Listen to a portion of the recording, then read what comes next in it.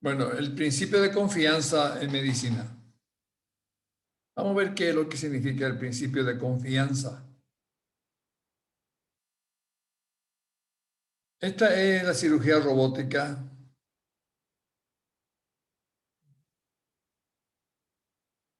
El acto médico. Vamos a ver, contestando también la pregunta de la señorita. La relación médico-paciente involucra a dos personas, el enfermo y el médico, o el médico y el enfermo. A través de esa relación, el médico se compromete a poner todo su empeño para curar o aliviar su enfermedad sin garantizar resultado, porque sabemos que el médico tiene una obligación de resultado o de medio. Nosotros tenemos una responsabilidad de medio, no de resultado. Resultado, les recuerdo, es uno promete una curación. Por ejemplo, los cirujanos plásticos promete que así va a quedar la cirugía. Nosotros tenemos responsabilidad de medio. Eso quiere decir de que vamos a poner todo nuestro empeño para que salga lo mejor posible ese resultado. Pero hay muchas variables y nosotros no garantizamos un resultado. Pero sí que vamos a poner todo nuestro empeño. Ahora bien, todo acto médico tiene consecuencias jurídicas, tanto para el médico como para el paciente. Actualmente la tecnología en la medicina, el cúmulo de conocimientos, los avances tecnológicos en el sector de la salud y la asistencia médica ha cambiado profundamente. La asistencia médica, gracias a la tecnología, ha cambiado profundamente la cultura del médico en los últimos años. Ustedes ya no piensan como nosotros y nosotros tampoco hemos pensado como pensaban los padres de la medicina. Ello se debe al impresionante desarrollo de la tecnología médica, marcapaso, stent, etcétera. Mismo esto que vemos en la foto se manda por WhatsApp el resultado de un estudio electrocardiográfico y el médico a kilómetros de ahí le da el informe de ese electrocardiograma. Esos impresionantes avances de la ciencia médica han generado especializaciones de los profesionales de la salud. Y esto a su vez generó el trabajo en equipo necesario para el cumplimiento de los fines de la ciencia médica, tanto para el diagnóstico, la prevención, la curación y el tratamiento de las enfermedades. Actualmente el médico ya no anda solo, sino que anda en equipo, porque se necesita de todo un equipo para llevar a cabo un acto quirúrgico, por ejemplo. Un ejemplo, en materia de cirugía, el médico cirujano requiere la presencia efectiva de otros profesionales de la salud, como el anestesiólogo, el enfermero, el instrumentador, un cardiólogo, un clínico, etcétera.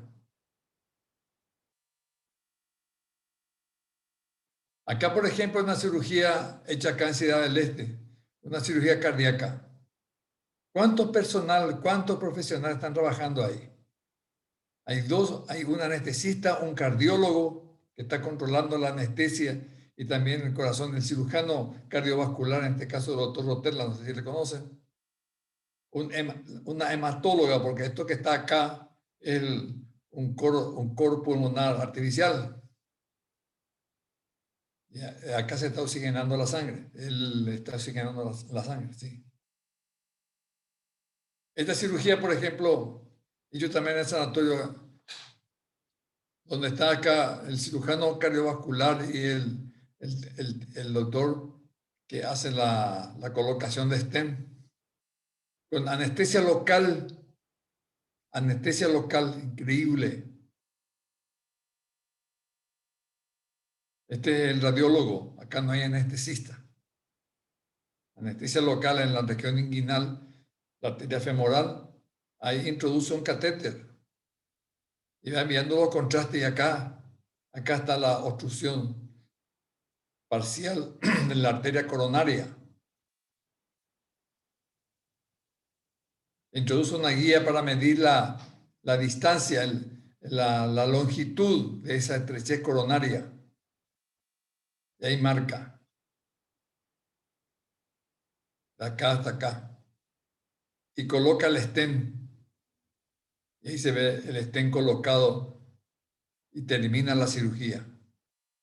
Literalmente yo digo que puede irse a su casa. Claro que le va a dejar internado para control. No va a ser uno muy temerario y lo manda a su casa, pero literalmente ya terminó la actividad médica. Una cosa que se hacía antes con otros aparatos y más antes no se hacía.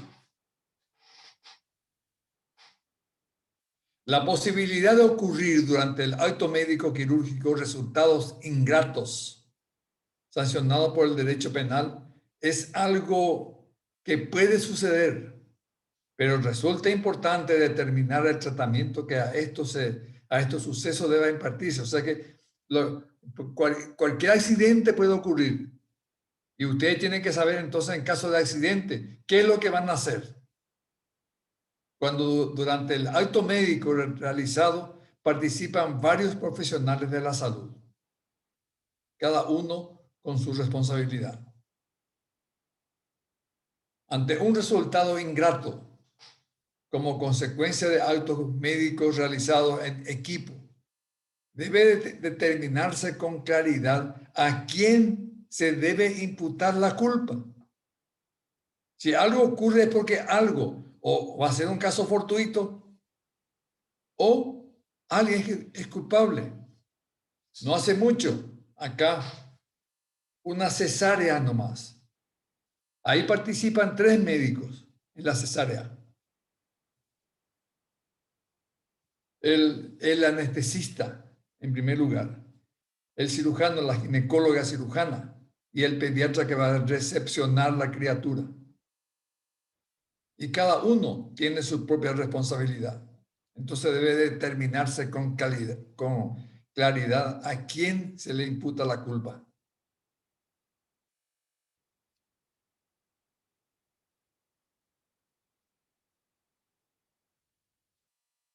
División del trabajo, tanto horizontal, vertical.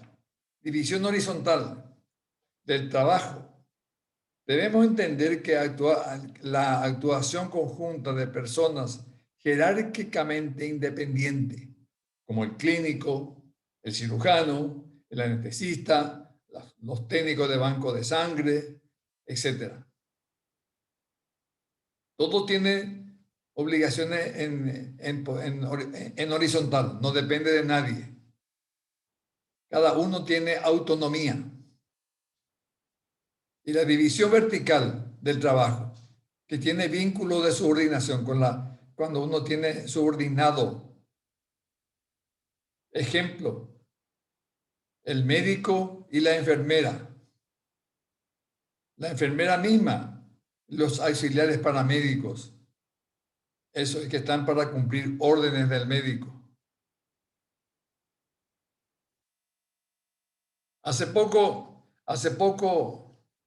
acá dijimos una cesárea, decidieron una cesárea. Entonces vino el anestesista, estaba el pediatra y estaba la ginecóloga. El anestesista le hizo la anestesia. Primero hizo una peridural y después no prendió muy bien y ya estaba en una urgencia, ya estaba en periodo expulsivo, estaba con sufrimiento fetal agudo. Entonces le hizo una anestesia general. En consecuencia, en ese caso particular, la cirujana va a hacer digamos, la cirugía para extraer el producto.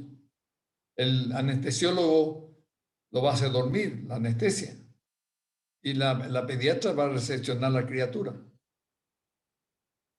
Pero la señora en un momento dado aspiró, creemos que aspiró, y prácticamente quedó descerebrada por hipoxia.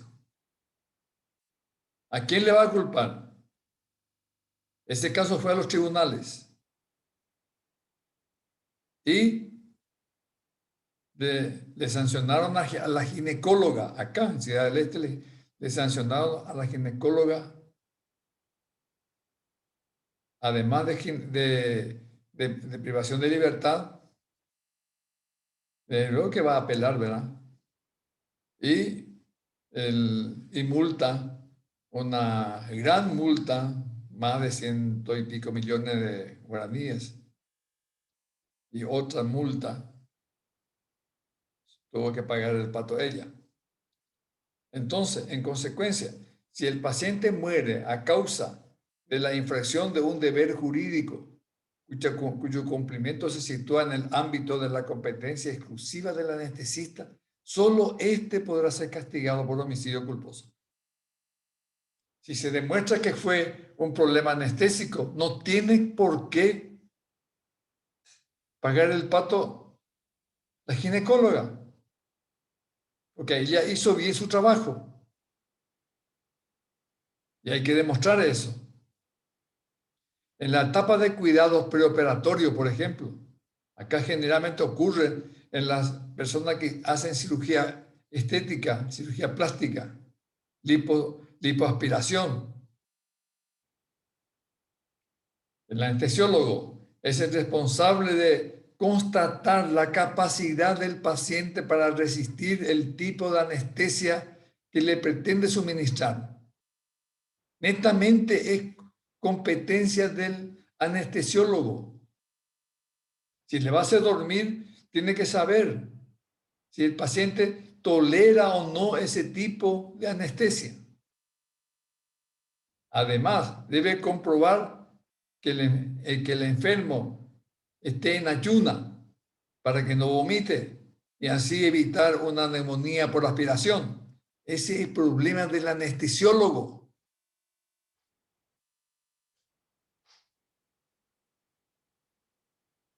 Por su parte, al cirujano le corresponde decidir si si es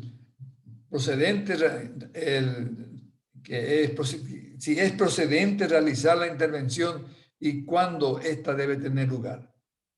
En la fase de cuidado intraoperatorio, en el momento de la cirugía, el cirujano es responsable por la intervención quirúrgica en sí y los riesgos derivados de ella, mientras que el anestesiólogo debe vigilar y mantener las funciones vitales del paciente durante la operación. No puede el cirujano preocuparse, está mirándole a la paciente si respira o no respira, si está o no está en condiciones, si algo le pasa o no le pasa. Ese es el problema del anestesiólogo. Como también el anestesiólogo no se va a preocupar, no tiene por qué preocuparse que el cirujano lastime, por ejemplo, una arteria importante o vías biliares o corte vías biliares. Eso no es problema del anestesiólogo. Por último, en la etapa de cuidados postoperatorio, acá ocurre siempre, van a ver, usted dice que aspiró o le pasó una cuestión en el postoperatorio. El anestesiólogo tiene el deber de seguir vigilando al paciente hasta que sus funciones vitales se desarrollen con normalidad y se recupere por completo de los efectos de la anestesia. En cambio, el control de los riesgos derivados de la cirugía misma, como la hemorragia postoperatoria, forma parte del ámbito de responsabilidad del cirujano. ¿Se entiende esto? César David, ¿se entiende lo que digo? Sí, doctor. Ustedes tengan cuidado, porque le van a querer tirar el fardo a ustedes si son cirujanos. Y cuídense de eso.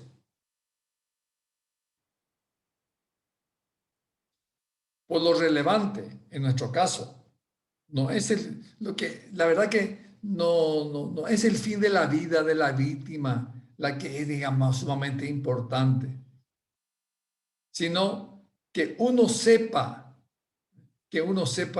diferenciar muy bien su responsabilidad, tener en cuenta qué es lo que tiene que hacer y qué es lo que no tiene que hacer. Acá lo que se nota es los delitos por acción o bien por omisión. Lo que importa no es al final de cuentas la vida, sino que lo importante es que vos sepa tu responsabilidad. Si sos anestesiólogo, cuidar antes de entrar a la cirugía, cuidar después de la cirugía, cuidar durante la cirugía. Esa es tu obligación. Esa es la que tenés que saber muy bien. Acá se le culpó a la cirujana de ese problema que no es de la cirugía, porque no hubo hemorragia, no hubo nada de eso, se descerebró por hipoxia. ¿Y quién se encargaba de eso? El anestesiólogo. El principio de confianza. El desarrollo de confianza, el principio de confianza fue desarrollado primeramente en el tráfico terrestre, en el tráfico, en la gente que conduce en vehículos, donde se estableció que los conductores pueden confiar en que los demás conductores se comporten correctamente. Yo estoy parado en una esquina, esperando, por ejemplo, cruzar la calle o esperar el ómnibus que me va a transportar a X lugar. Y me pongo ahí, todos hacemos eso. Nos paramos ahí en la vereda, porque sabemos perfectamente que el tipo que conduce un vehículo va a ir por el carril que le corresponde, no va a subir en la vereda poniendo en peligro mi vida. Y sabemos que todos los conductores sabemos que ellos saben que tienen que ir por la vía que le corresponde ir. Por eso es que yo me pongo en la vereda y espero ahí el ómnibus. Si no, no estaría ahí. Yo tengo que confiar en que él habrá leído en su momento las obligaciones y los derechos del conductor. Conoce las reglas de tránsito.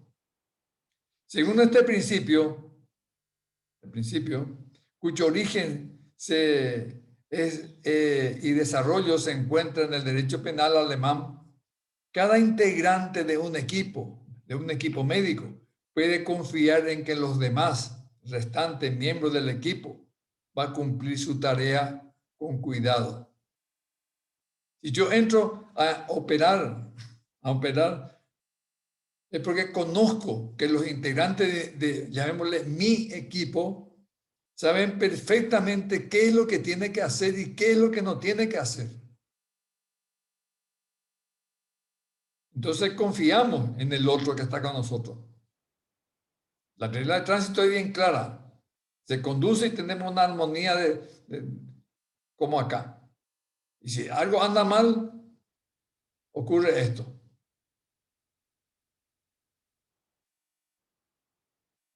El principio de confianza en el ámbito de la medicina. La actividad médica en la actualidad no solo involucra al médico y al paciente. Es habitual que aún siendo tratamiento sencillo, el médico utilice la ayuda de otras personas, sea médico o enfermera, y son el trabajo en equipo. Una vez operamos un paciente, un fracturado. Trajo todos los instrumentales quirúrgicos, se le operó al paciente perfectamente bien. Al séptimo día, hace un cuadro de tétano y murió de tétano. ¿Y qué es lo que pasó? Se le quiso culpar al equipo médico. ¿Y qué fue lo que pasó? Los instrumentales no se esterilizaron en forma. Entonces trajo un instrumental no esterilizado como esterilizado y nosotros, confiado en ese personal. Entonces, por supuesto que no vamos a ir a hacer una prueba de si estaba o no estéril el material quirúrgico. Y por el principio de confianza, confiábamos perfectamente, totalmente. Y ustedes mismos saben cómo viene. Instrumentales quirúrgicos traen del lugar donde se encuentran depositados a la sala de operaciones como estéril. Incluso se le pone una marca que cambia de color cuando llega a una determinada temperatura. Y uno confía plenamente en el personal de que va a cumplir con su obligación. Es habitual que aun siendo tratamiento sencillo, el médico utilice la ayuda de otras personas, en este caso, la técnica en esterilización.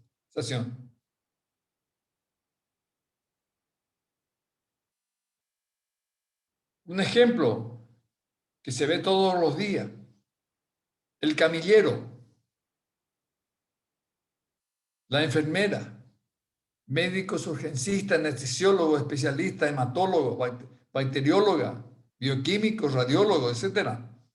Tienen roles específicos. Fíjense ustedes, por ejemplo, que una bacterióloga, una química, una bioquímica, haga mal su trabajo y viene un resultado totalmente equivocado. Por ejemplo, me trae como que, qué sé yo, una anemia aguda, que yo le debía indicar urgente una transfusión. Y vamos a suponer que sea normal, su hemograma normal, y vino como que escaso glóbulos rojos. Le hago una transfusión, le hago una sobrecarga y le produzco una insuficiencia cardíaca. En estos casos corresponde que cada profesional realice la tarea que le concierne. Si el enfermo sufre un daño por atención defectuosa de uno de ellos, sería ese profesional el único imputado y no el equipo. Y se demuestra que el anestesiólogo descuidó, el anestesiólogo es responsable. Si se demuestra que fue el cirujano el que no tuvo el cuidado necesario con respecto a su paciente, entonces el cirujano y ningún otro. Es demasiado simplista que acá venga nosotros, por ejemplo, una cirugía, ocurrió un incidente y toditos fuimos imputados. El anestesista, el cirujano, la instrumentadora, la enfermera de quirófano. Faltaba nomás que la barrendera también esté imputada. Y eso es porque no conocen cómo tiene que procederse en estos casos. Que tiene que investigar, la gente que investiga, en este caso la fiscalía, tiene que investigar cada caso y no imputar a todo el resto. Después cada uno tiene que defenderse y cada uno entonces tiene que costear lo que cuesta una defensa. En estos casos corresponde que cada profesional realice la tarea que le concierne. Si el enfermo sufre un daño por atención defectuosa, entonces culpémosle a esa persona que atendió defectuosamente al paciente y no a todo el resto. En otras palabras, el principio de confianza parte de la existencia de una actividad en la que participan varios miembros, cada uno con un rol particular y unas funciones específicas. De manera que, en el caso de producirse un resultado lesivo para el bien jurídico, el mismo deberá imputarse al encargado de evitar ese resultado. Esa persona que descuidó, entonces, es la única persona responsable.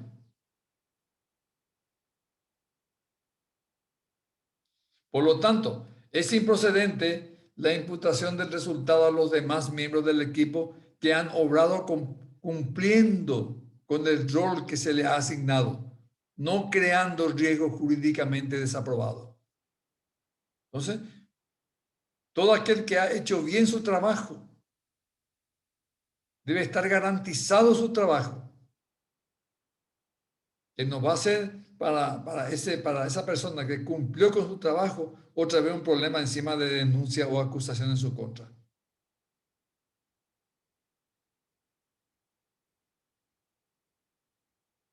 La imputación objetiva. La teoría de la imputación objetiva señala, para que un resultado pueda ser imputado a un sujeto, este debió haber creado un riesgo jurídicamente desaprobado y este riesgo creado causó el resultado lesivo. Entonces, para que un resultado pueda ser imputado a una persona, para que yo lo pueda denunciar, acusar de un hecho que ocurrió, ese debió haber creado un riesgo jurídicamente desaprobado. Y ese riesgo causó un resultado lesivo.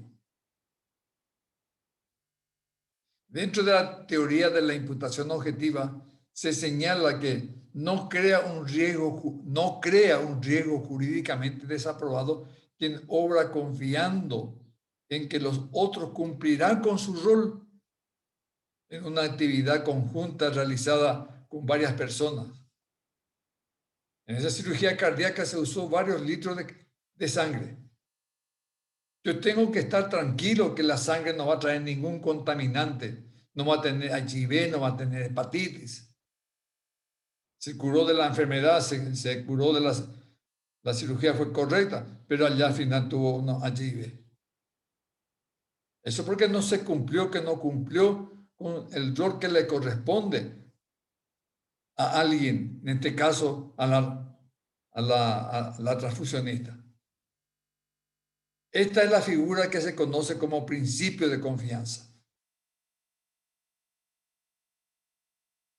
En términos sencillos, el principio de confianza supone no crea un riesgo jurídicamente desaprobado a quien, realizando una actividad de manera conjunta, confía en que los demás llevarán a cabo su tarea de acuerdo con el rol que se le ha asignado.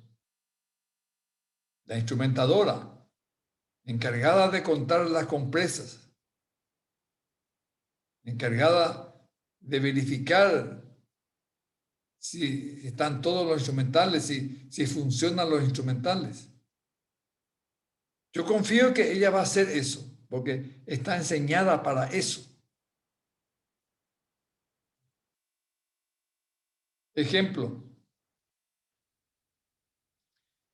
el médico A delega en la enfermera jefe B la realización de una curación a un paciente determinado. Es habitual, porque yo sé que la enfermera sabe hacer perfectamente bien curación. La enfermera B se encuentra en estado de embriaguez y durante la curación no utiliza solución salina, sino yodo, medicamento al cual el paciente es alérgico. Yo no le dije que limpie con yodo, o usa DG6, o usa suero fisiológico. En este caso, no procedería el principio de confianza, ya que la responsable de evitar el resultado se encontraba ebria.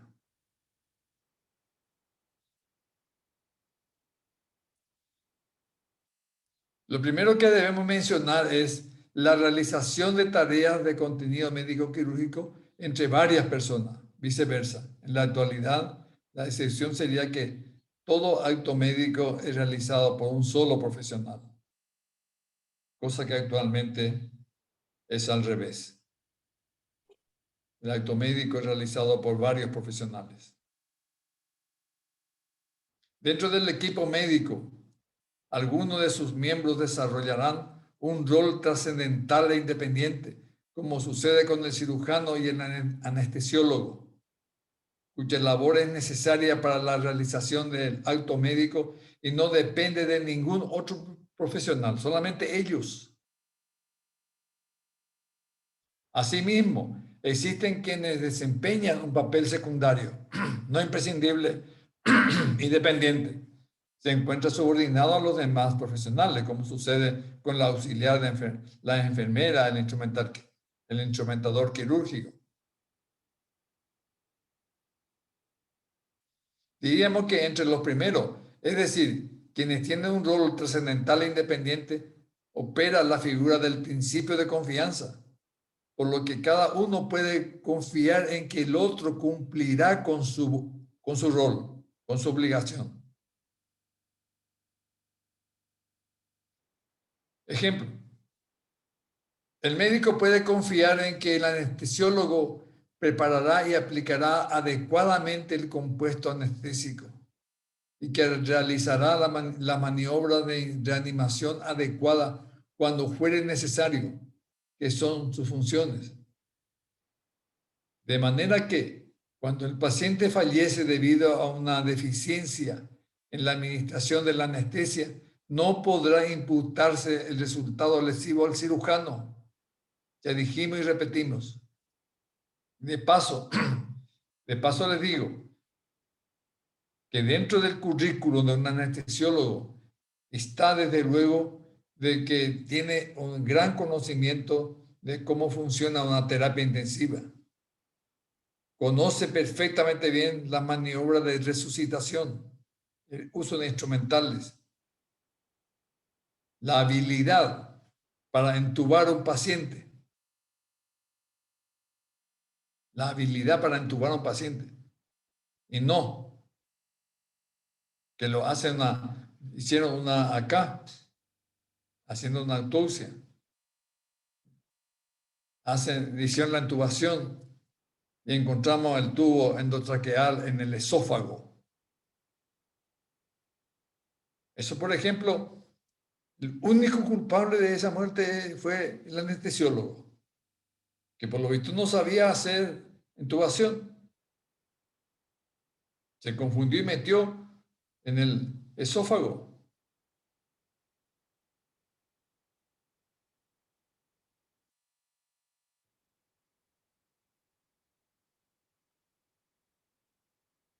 Este médico Restrepo, tiene libros, dice: la actuación individual del médico es frecuente en algunos tratamientos, pero lo más corriente en los actos quirúrgicos son la intervención de un grupo de médicos llamado equipo médico, lo que estamos hablando. Si ocurre algo, no todos son de ninguna manera culpables. De otra parte, las relaciones entre quienes tienen un rol trascendental e independiente y quienes ostentan un rol secundario y dependiente operará igualmente el principio de confianza, lo que se traduce en que el superior puede confiar en que el inferior se comportará correctamente y el inferior puede confiar en las órdenes que recibe del superior. Cuando el médico solicita a la enfermera un medicamento, el facultativo puede confiar en que aplicará la sustancia que fue indicada y en la cantidad prescrita. A su vez, la enfermera puede confiar en que la orden dada por el médico se ajusta a la lex artis.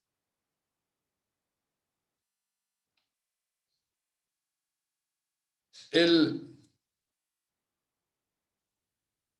el Placil, hasta hoy se usa, es un antivomitivo, así como el Domper. El Placil se usa para los vómitos. Y viene en una ampolla, así como el suero, una ampolla de 2 centímetros más o menos, así como el suero es incoloro, como el agua, es incoloro. El Plasil, y tiene una letra roja que dice Plasil. El Flaxedil es curare. Ese curare se utiliza para relajar al paciente que se encuentra anestesiado. Se usa en anestesia.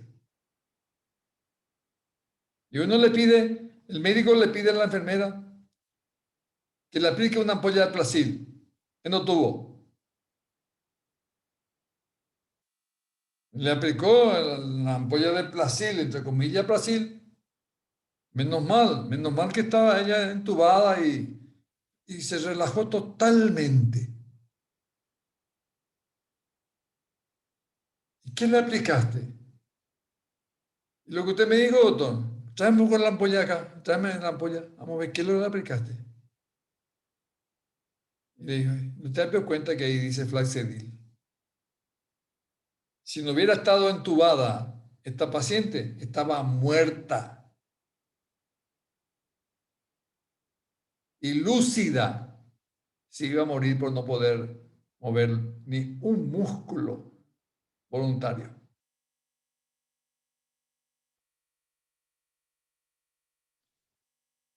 A efecto de estimar la procedencia del principio de confianza en relaciones verticales con personas que dependen de ese médico, se considera necesaria la correcta preparación e instrucción. Por eso que ustedes tienen que, si están en esos cargos, llámese ginecóloga, cirujano, lo que sea, tiene que enseñarle a su enfermera de confianza el riesgo que tiene tal medicamento, porque muchas veces no recibe la instrucción necesaria en el colegio, en la facultad donde estudió, y no sabe, le puede comprometer demasiado grande. Sin embargo, esto no se aplica cuando el inferior se encuentra bajo vigilancia del superior, como sucede entre estudiante y profesor. El profesor, por supuesto que prácticamente está haciendo los actos que hace el estudiante bajo supervisión. Y al final de cuentas, el profesor es la única persona responsable por lo que hace su alumno. En este caso, el profesor tiene el deber de vigilancia. Y como no se denomina, el principio de defensa, que torna inaplicable el principio de confianza, el profesor responde por el estudiante. Cualquier error del estudiante se le va a imputar al profesor.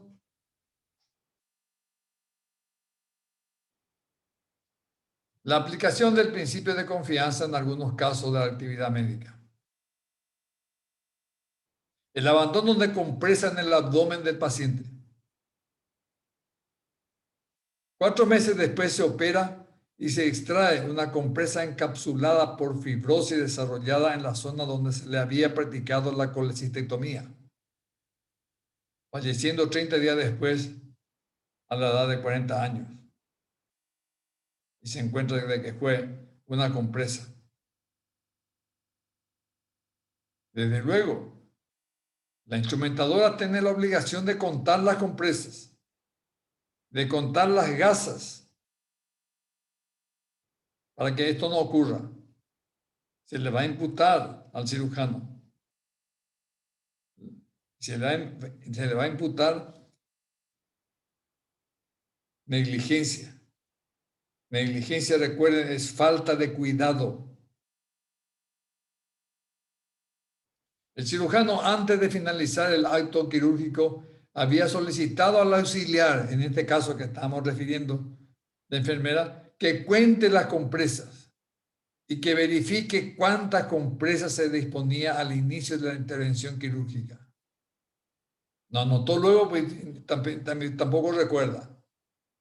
Esta señala que las compresas se encuentran completas y se procede al cierre de la herida quirúrgica.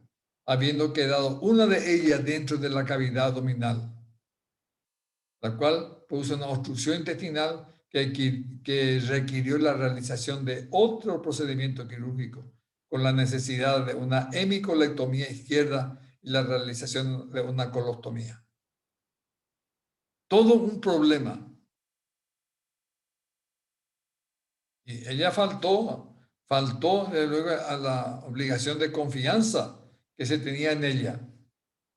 No cumplió con su rol, pero también el cirujano le tiene que enseñar, le tuvo que haber enseñado antes y siempre que tenga el hábito de contar las compresas.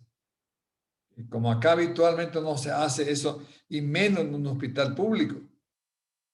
Entonces la otra dice, sí, dice, exactamente, he visto un caso, hicimos una actuación en el hospital de clínica y decía ahí en el informe de la enfermera, se cuenta compresas, se cuenta compresas. ¿Y qué? Se va a contar si se quedó uno en la cavidad abdominal.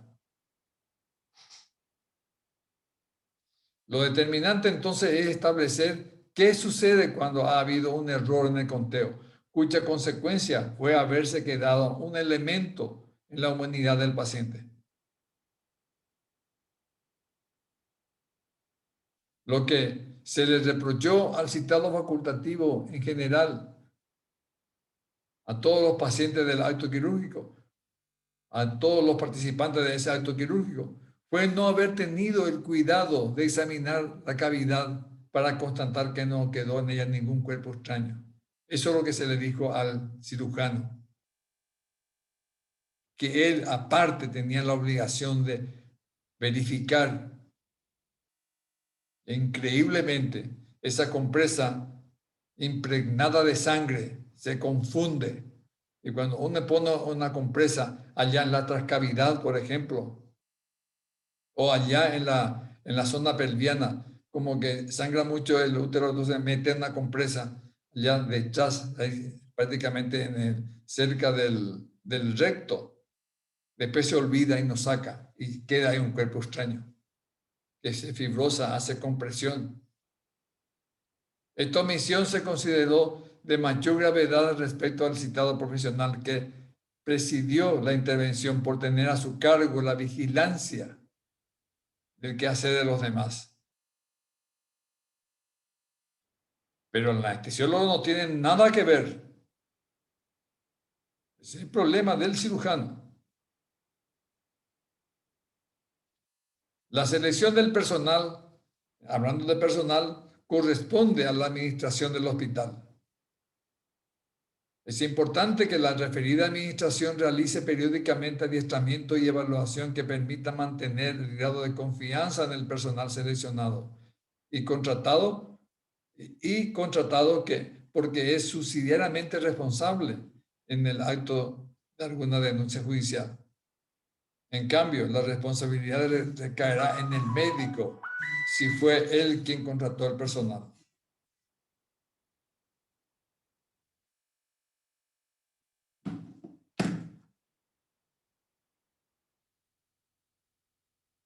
Ahí está un caso, por ejemplo.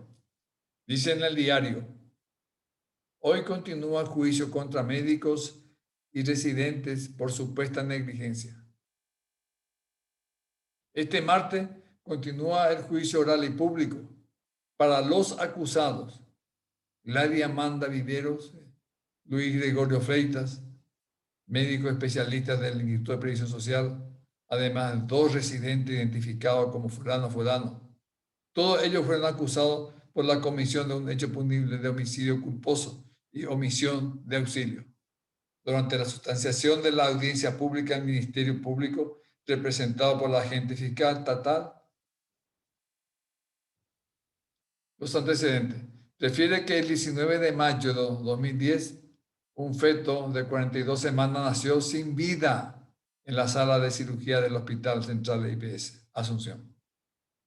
Como consecuencia de un sufrimiento fetal agudo por supuesta falta de control y diagnóstico de los médicos tratantes, quienes se encuentran procesados.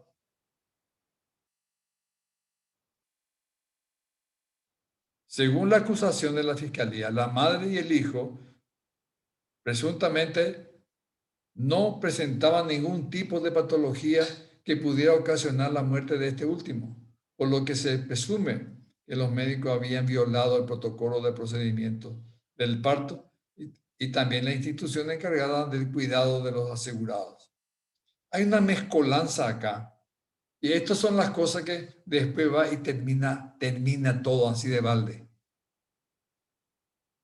Cada uno se va a defender y cada uno va a demostrar que no tuvo la culpa. Y salió perdiendo todo y desprestigiando a una institución. El que maneja bien esta cuestión, la defensa del médico, entonces se da cuenta de esto. Ya cómo ya va a haber dos culpables y cómo se va a incluir incluso personales que no tienen nada que ver. Además, si nació muerto, hay que ver por qué nació muerto. Una autopsia en la criatura y demostrar qué fue la causa de la muerte. Yo les mostré a ustedes un caso de una criatura que nació muerta, ya hacía días que estaba en el vientre materno. Estaba toda macerada la piel.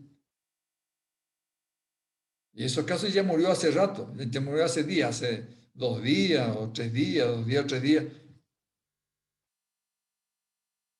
Pero la autopsia demuestra eso. Y acá se hace sin autopsia y se le acusa. Y por eso que es peligroso.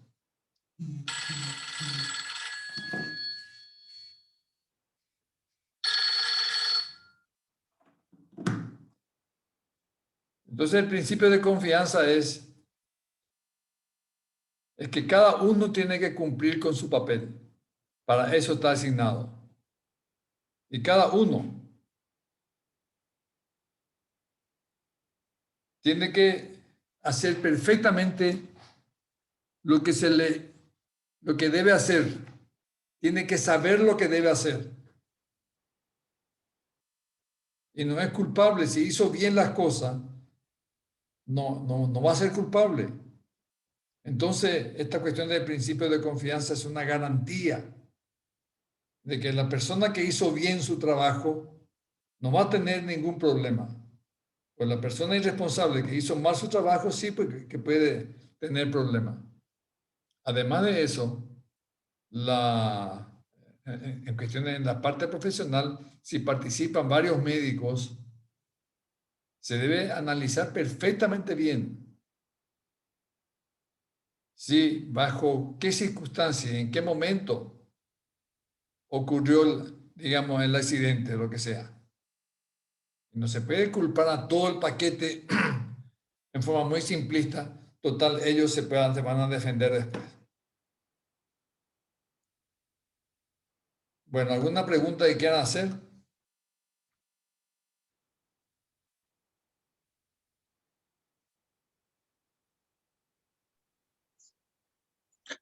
Doctor, no sé si ya mencionaste hace rato, pero ¿por qué entonces, en el caso de esta mujer que quedó en estado vegetativo, no se le acusó al anestesiólogo y solamente salieron la ginecóloga y el pediatra o la pediatra?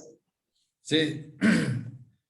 El caso es que el anestesiólogo no, primero no sabe, no tiene evidencia de quién es culpable, qué fue lo que pasó. Y es el abogado el que tiene que plantear esos problemas, el abogado que te defiende. Por esto que el abogado que le defendió bastante bien, pero la otra no. Por eso tienes que saber quién es tu abogado, quién te va a defender, quién va a poner las cosas ahí para que, pues, la fiscalía, mi opinión, el tiempo que estuve ahí, no se encarga de investigar, no se encarga de analizar el caso. Entonces, lanzan nomás una opinión al respecto y se quedó con eso y se llama la carga de la prueba. La carga de la prueba es que el médico, el que tiene que acarrear las pruebas. La fiscalía, que tiene todos los medios, incluso tiene dinero para eso, para investigar, tiene personal para investigar, tiene funcionarios públicos para investigar. No investiga. Y vos tenés que poner tu investigador. Eso cuesta dinero. Desde luego que, bueno, yo le cuento a usted, le estaba diciendo a vos que hay que ver dónde, quién es culpable, porque ahí participan 3 médicos. De hecho, que uno no tiene nada que ver, ¿verdad? Que atiende a la criatura, la pediatra. Jodido es.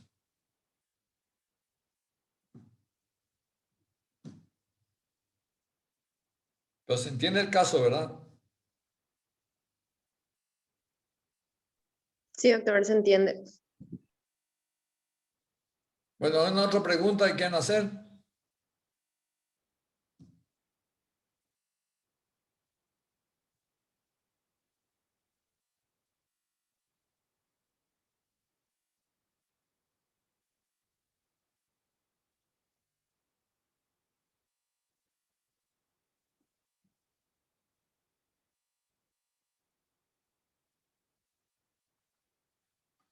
Y bueno,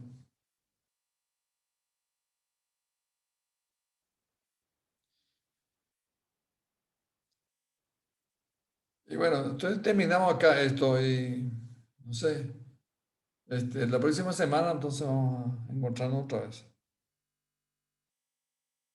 Dale, doctor, está No, doctor, bien. muchas gracias. Bueno, nos vemos entonces la próxima semana. Chao, doctor. Gracias. Chao, chao. Que pasen bien.